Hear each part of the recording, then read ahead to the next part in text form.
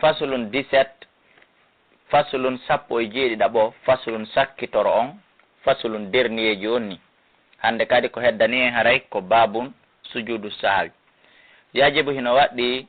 qada o yoɓugol ma fi dimma kala ko woni kon ka dande neɗɗo on mina salawati immorde julɗe bi mana julɗe ɗe on tigui welsindino o juulali wala e hillu dagota ko attafritu fi ha welsindagol e fiiɗe hiɗa andi adi a timminde ɗi duuɓi ɗi wonɗa ɗo hari hiɗa welsidinode e julde hiɗa andi hari ko juula hande acca janggo a duwa ka welsindade a yoɓali ɗum timmina ha maya renoy ɗum waman salla kala juuluɗo kulla yawmin kala ñalande 5 ayyamin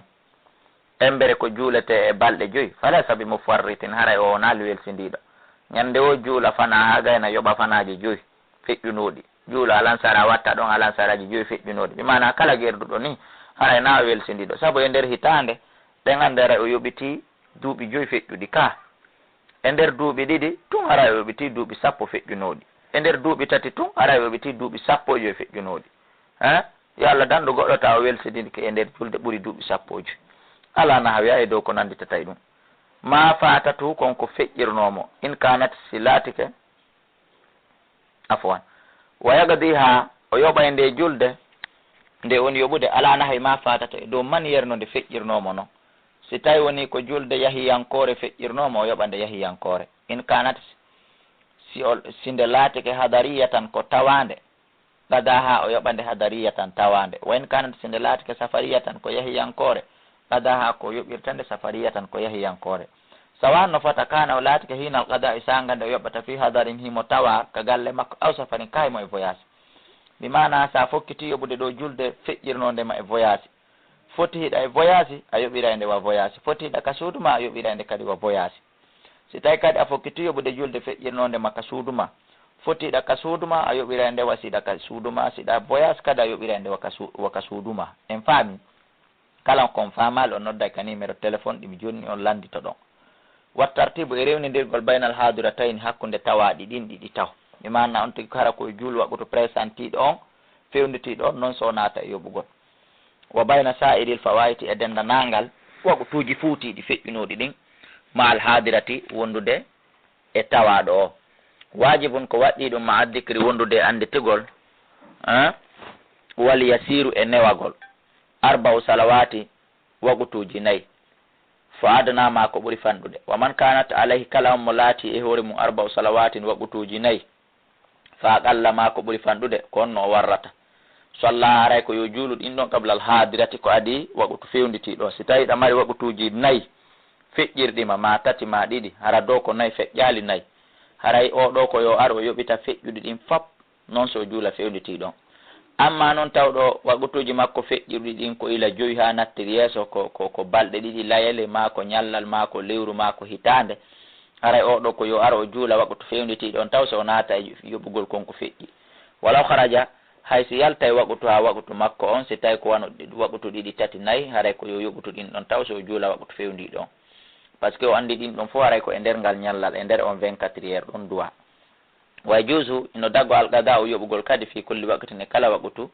wala yatanaffalu hara on tigi nafata e kala waɓutu wala yatanaffalu wo nafata man alayhi algada on mo farilla on fawi on mo yoɓutugol fawi ɗe andi pullo fuuta tigi wi ala ko fandi mo ñawli siɗa mari waɓutuji farilla feƴƴuɗi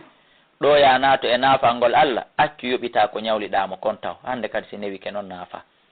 wala yusalli duha o juulata walluha wala qiyam ramadana wo o juulata qiyamul layli o waɗata julɗe naafila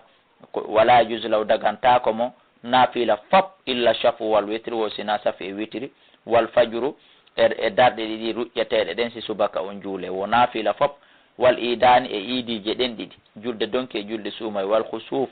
e weñunange sinange nge weñi ɗon andi ɗum kadi no duwa juulede en janggino fi mum en expliqué ka tafsir bulughul maram wal istisqa'u e julde yarninango si ndiyan ɗan kopi arali lewru lebbi 2 ɗon andi ɗum kadi juulete en addi tafsir mum ka tafsir bulughul maram wo ko ɗi waɓutuji ɗo tun sellani ñawliɗo julde farilla ko ɗi ɗo tun nafilaji sellani mo amma ruƴugol 2 ɓaawo fana ma 2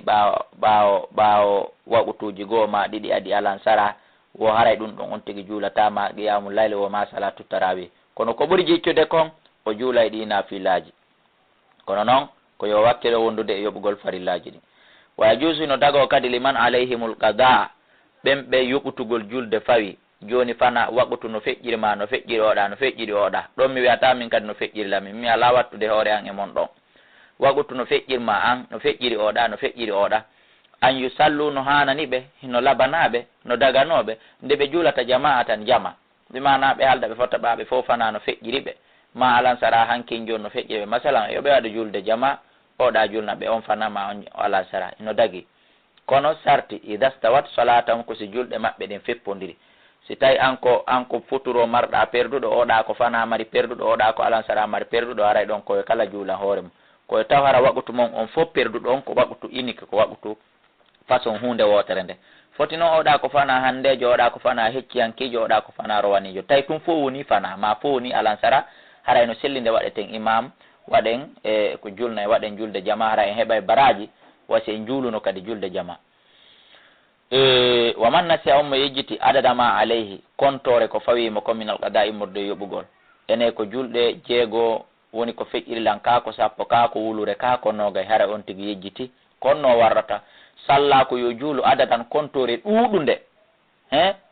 la yabuga ha tawata heddotako ma wondude makko chakkun sikke